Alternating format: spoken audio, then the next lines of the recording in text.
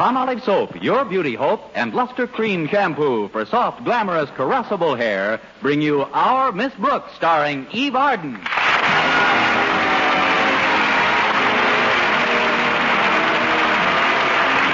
Miss Brooks, who teaches English at Madison High School, has always tried to get along with her fellow faculty members, regardless of whether they're male or female. One thing that school teachers of either sex have in common is the fact that he, she, or them was, is, and are underpaid. But there is one definite advantage held by the men. When a male school teacher hasn't enough money to go to the movies, he can stay home and look at the pictures on his Esquire calendar. I've overcome that advantage to some slight extent by making my own calendar. I've used 12 snapshots, one for each month, of Madison's bashful biologist, Philip Boynton. There they are, right on my bedroom wall. January, Mr. Boynton in his up-to-the-minute raccoon coat. February, Mr. Boynton on Valentine's Day with a big red heart-shaped box under his arm containing flies for his frog, McDougal. Then March, Mr. Boynton in +4s, a striped blazer, and a 3-propeller beanie. Last Friday morning, when I tore the page for March off my calendar, there was Mr. Boynton with his arms around me. So I knew it was April Fool's Day. My landlady, Mrs. Davis, knocked on my door a moment later. Come in. Good morning, Connie. Many happy returns of the day. Thanks, Mrs. Davis. Happy April Fool's Day to you. Oh, what time is it anyway? I'm still sleepy. It's almost 7, Connie. I've been up for hours planning little tricks to play on people. Well, I hope you're not going to be as naughty as you were last year, setting firecrackers off in our yard to make everybody think it was 4th of July. Well, that was fun, wasn't it? Yes, until one of your pinwheels joined me in the shower. Well, let's see now. I came up here to tell you something rather important. Oh, dear me. Whenever I talk to my sister Angela, I become almost as absent-minded as she is. We had quite a conversation on the phone this morning. How is Angela? Fine, thank you. But she's so flighty. Why, right in the middle of our telephone conversation, she forgot that she was talking about completely. I'm worried about her. It's like I was telling my brother the other day. We've got to do something, I said. You've got to do something? About what? I was just repeating what you said to your brother. Which brother? I don't know. Your brother Victor, I guess. I guess so. Well, it's a beautiful day, isn't it? Mrs. Davis, you came in here to tell me something. Now try and remember what it was so I can take a shower and get dressed and forget about it. Oh, yes. One of your students is waiting for you in the living room, Walter Denton. Walter Denton? What's he doing here so early? All right, Connie, I'll tell him. Poor thing. She's got so much on her mind she can't concentrate. Hi, Mrs. Davis. Walter, what are you doing here? You just left me here, Mrs. Davis. Oh, and you went in to see Miss Brooks. Oh, that reminds me. What are you doing here so early? Well, it's a big secret, Mrs. Davis, but I'll tell you if you promise to keep it strictly confidential. I promise. You won't forget now. I won't forget what now? To keep it confidential. To keep what confidential? I guess it's safe with you.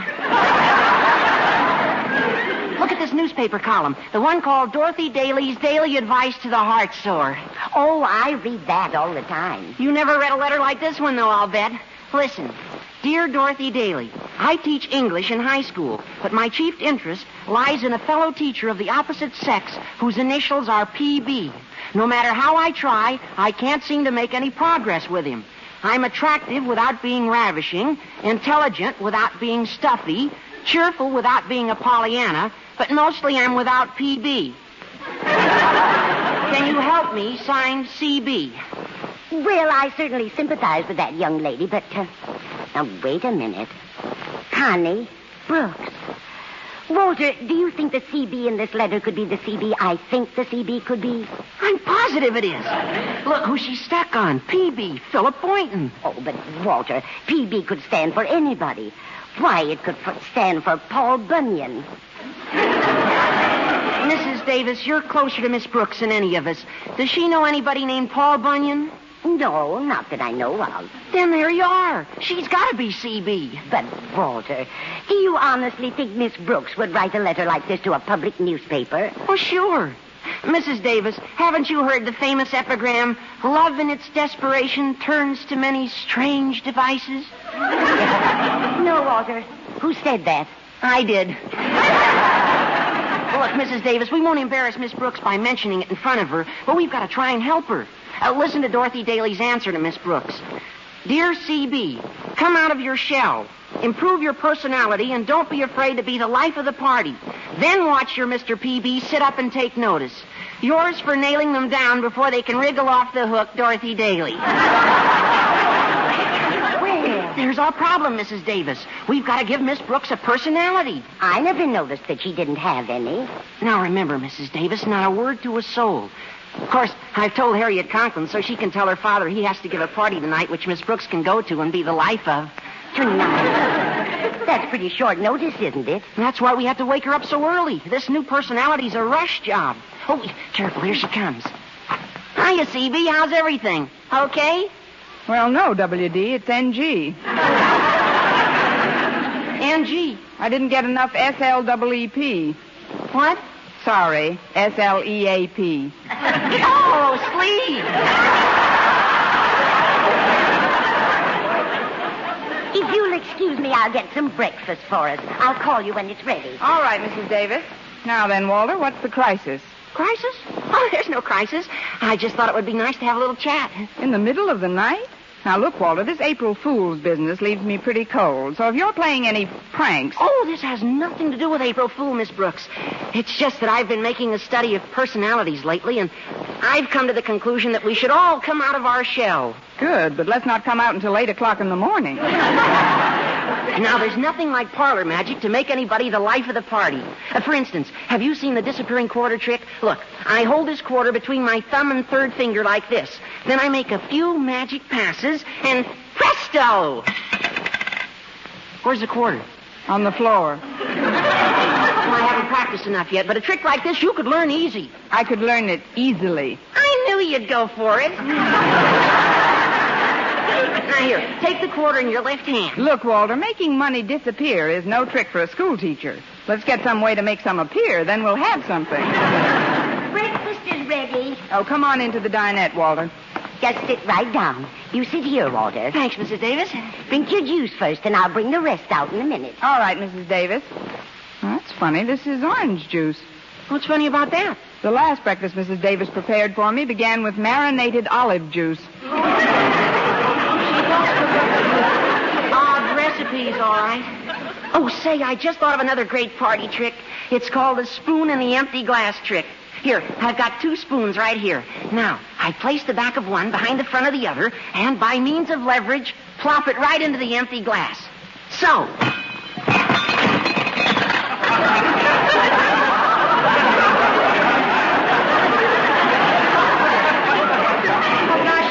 Wasn't empty. It is now. Of course, my lap isn't as empty as it was. Don't let it upset you, Miss Brooks. One of the truest things ever said is the quotation, a damp garment should not dampen the spirits of the wearer. Who said that? I did. Here we are. Now, Connie, I want to surprise you. Close your eyes before I put this food down in front of you. Go ahead now. Please close them tight. All right, Mrs. Davis, they're closed. There. Now, before you open them, guess what we've got for breakfast. Salmon patties fried in Cointreau? No, I ran out of Cointreau. Try again. Wheat cakes and raviolis? No, dear. I guess you better give up. Open your eyes. Why, what's this? Plain scrambled eggs, toast, and coffee? That's right, Connie. April Fool!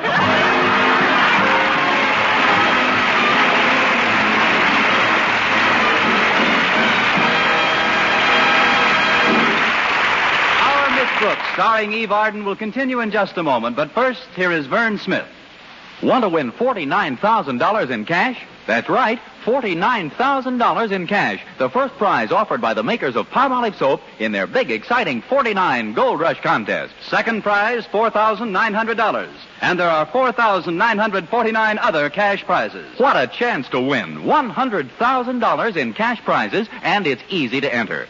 Simply finish this sentence, I like Palmolive soap because, in 25 words or less. That's all. Just 25 words or less to finish the sentence, I like Palmolive soap because. Then mail your entry right away along with the Palmolive soap wrapper. Easy, isn't it? And remember, thousands will strike it rich in this big 49 Gold Rush contest. Enter as often as you like. Get entry blanks and complete rules from your dealer, or send your entries on plain paper with your name and address and dealer's name and address, plus one Palmolive wrapper for each entry. Mail to Gold Rush Contest, Box 49, New York 8, New York. You better write that down. Gold Rush Contest, Box 49, New York 8, New York. But hurry, your last chance. Contest closes next Saturday. Get Palmolive soap right away to help win a lovelier complexion and try for your share of the $100,000 in cash prizes.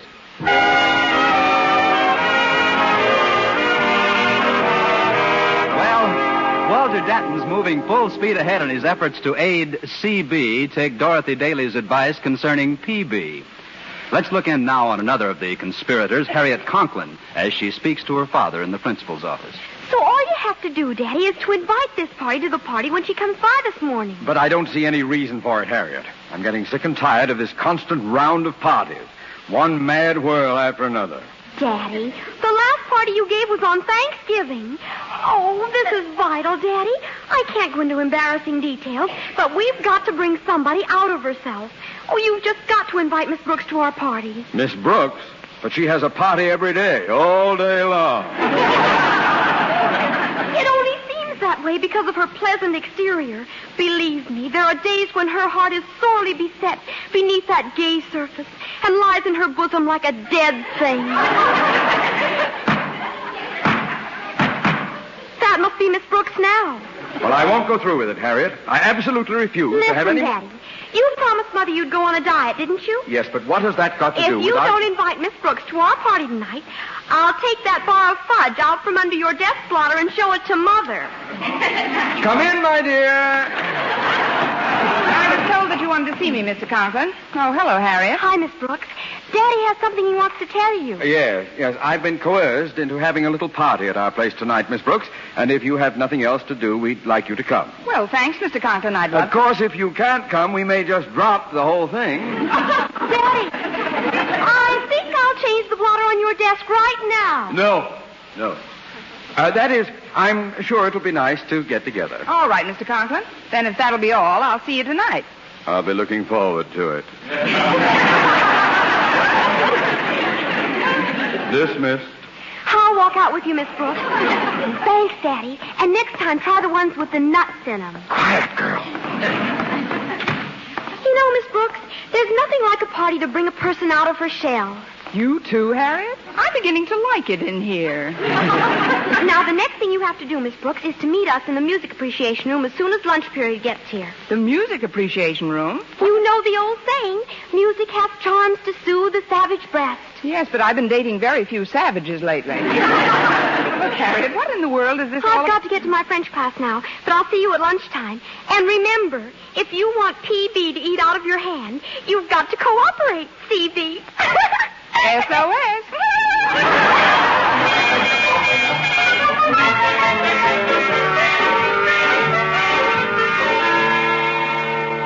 Hiya, Miss Brooks. Mind if I walk down the hall with you? Not at all, Walter. I'm just going to the music appreciation room to meet Harriet.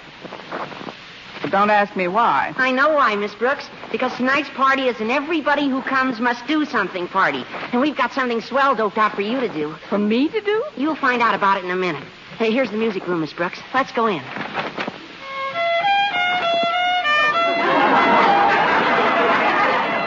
That'll be all for today.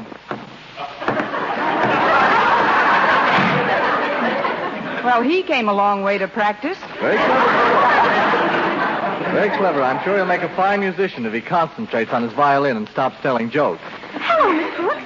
Well, we're all set. We are? Did you bring it, Mr. Pringle? Got it right in this case, Walter. Good. You know, Miss Brooks, tonight's an everybody who comes must do something party. Yes, I know, and I think I know what I'm going to do, too. What? Stay home. Oh, don't be ridiculous, Miss Brooks. You know how well Miss Enright plays the piano, don't you? What has Miss Enright's playing the piano got to do with me? Well, plenty. She's coming to the party tonight, and you know how she likes to show off in front of Mr. Boynton. But we're going to see to it that you're the life of the party. Well, come on, Harriet. We got some more arrangements to make. Okay, Walter.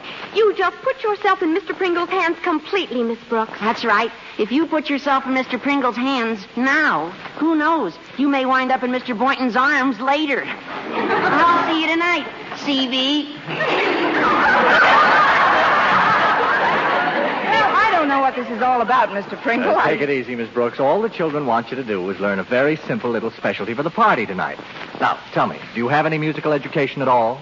Well, when I was a little girl, I played in our Girl Scout band. Really? What instrument? The tuba.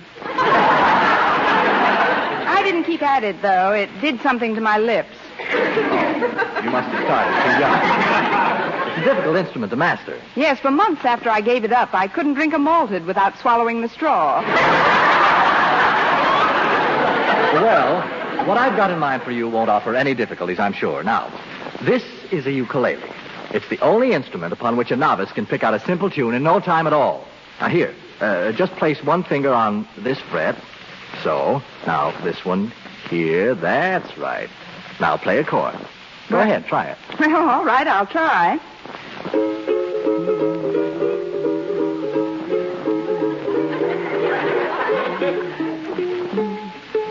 Washington at Valley Forge, 'twas bitter cold and up spoke George. Lo-do-de-o, do-do-do-de-o. Take my lips and do your duty. Everybody calls me cutie. Why, Miss Brooks, that's wonderful. Well, let's sing some together. All right, Mr. Pringle. Paul Revere on his midnight ride rode through town and loudly cried, Bo-do-de-o, do-do-do-de-o. Shake my hand and call me Max. I've got a charge account at Saks. His ukulele, gaily, how he strums it, bum-bums it, dancing, dancing. Then he hollers, black bottom. Crazy words, crazy tune. You'll be driving me crazy soon with that bo-do-de-o, do-do-do-de-o. Miss Brooks!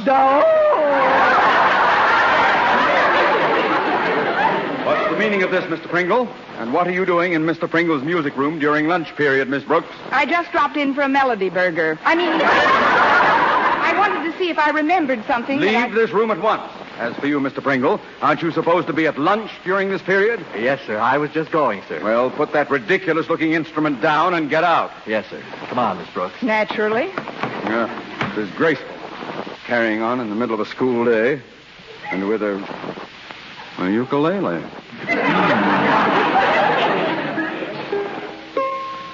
My dog has fleas. Boom, boom, boom, boom, hold that tiger. Boom, boom, boom, hold that tiger. Boom, boom, hold that tiger. Boom, boom, hold that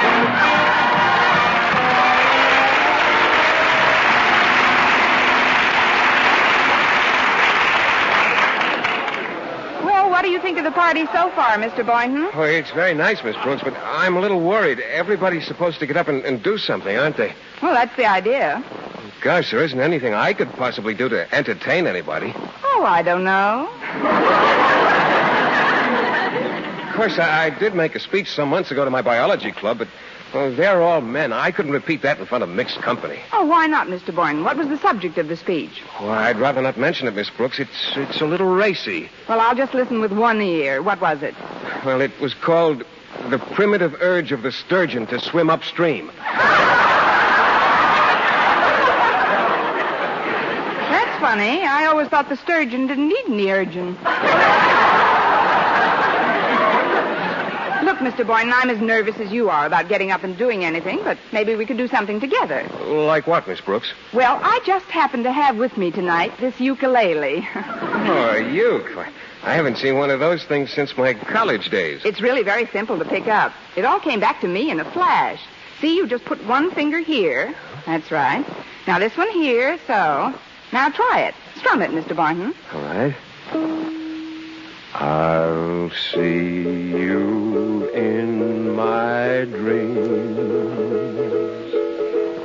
Hold you in my... Don't be bashful. Hold that pucker. You're the best since Sophie Tucker.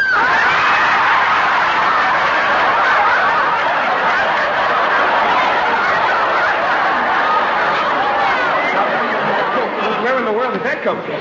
I don't know, but this is a brand new Boynton. Where did you go to college, on the Keith Circuit? There you are, Mr. Boynton. I've been looking all over for you. Oh, hello, Miss Enright. And dear Miss Brooks, may I join you? You have. There seems to be room on this couch for 3.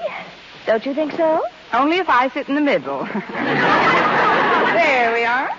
Miss Brooks is so possessive. You don't ever want to share Mr. Boynton with anyone, do you, dear? The property has only been optioned. It is not ready for subdivision. Excuse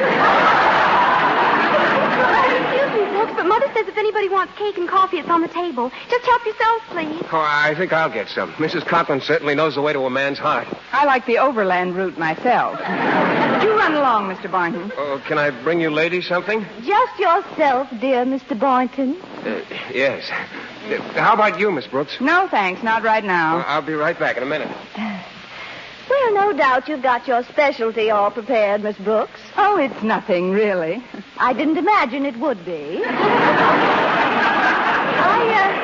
I'm going to play the piano myself. That should be lovely. It's obvious from your build that you've moved enough of them. That's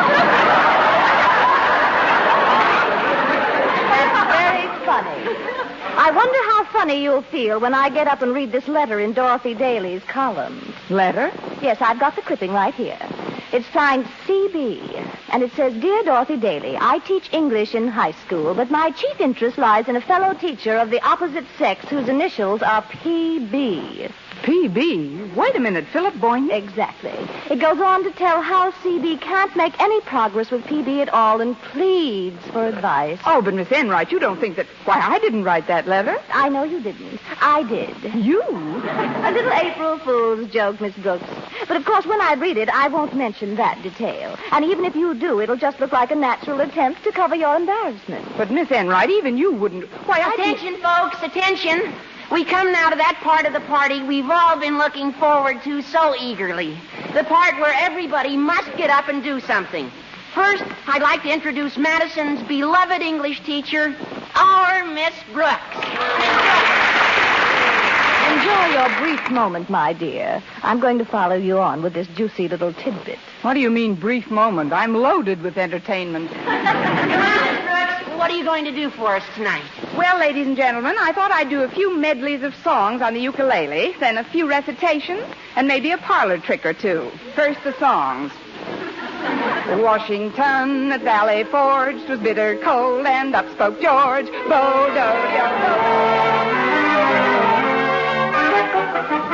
So much for the songs. Now I'd like to recite for you. Just a moment, Miss Brooks. You've been on for over an hour. Please, Miss Enright. Miss Brooks isn't finished. Thank you, Harriet. Under the spreading chestnut tree, the village smithy stand.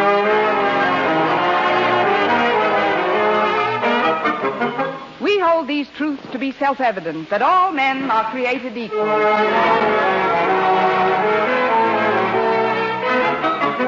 As you can see, I have here in my hand an ordinary deck of playing cards.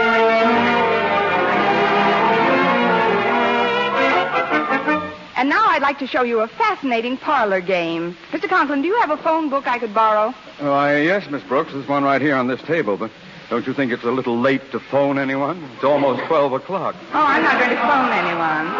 Walter, get a piece of paper and a pencil, please. Okay, Miss Brooks. Well, I think this is the most... Please, Miss Enright.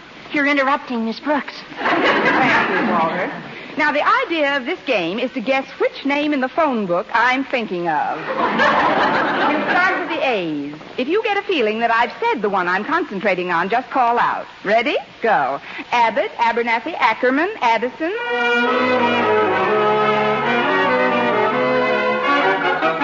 Pasco, Peyton, Penniman, Primpachak.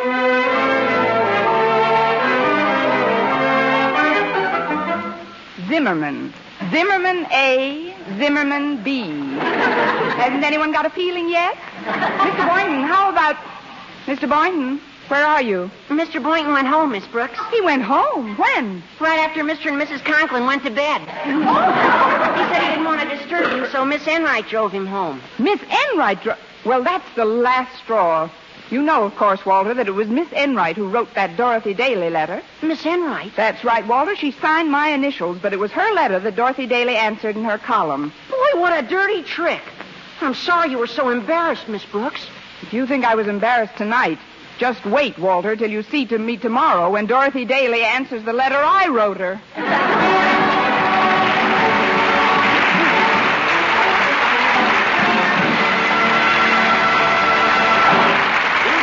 Our Miss Brooks returns in just a moment, but first... Dream girl, beautiful luster cream girl. Tonight, show him how much lovelier your hair can look after a Luster Cream shampoo. Only Luster Cream brings you Kay Daumit's magic formula blend of secret ingredients plus gentle lanolin. Gives loveliness lather even in hardest water. Glamorizes your hair as you wash it. Luster Cream, not a soap, not a liquid, but a dainty cream shampoo. Leaves hair fragrantly clean, free of loose dandruff, glistening with sheen. Soft, manageable. Gives new beauty to all hairdos or permanents. 4-ounce jar, $1. Smaller sizes, either tubes or jars.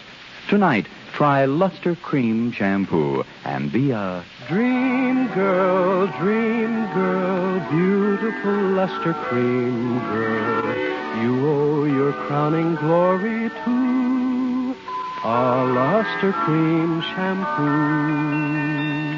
And now, once again, here is our Miss Brooks. Well, I had a date with Mr. Boynton on the following day, and I couldn't wait to find out if Miss Enright had told him about the Dorothy Daly column. Sure enough, it was the first thing he mentioned when he came by to pick me up. That letter in the paper, Miss Brooks, it certainly has me puzzled. Puzzled, Mr. Boynton? Yes, I know, of course, that you're CB, but who in the world is PB? Mr. Boynton, I thought sure you'd guess. PB is an old flame of mine, fella named Paul Bunyan. Tune into another Our Miss Brooks show brought to you by Palmolive Soap, Your Beauty Hope, and Luster Cream Shampoo for soft, glamorous, caressable hair. Our Miss Brooks, starring Eve Arden, is produced by Larry Burns, written and directed by Al Lewis, with music by Wilbur Hatch.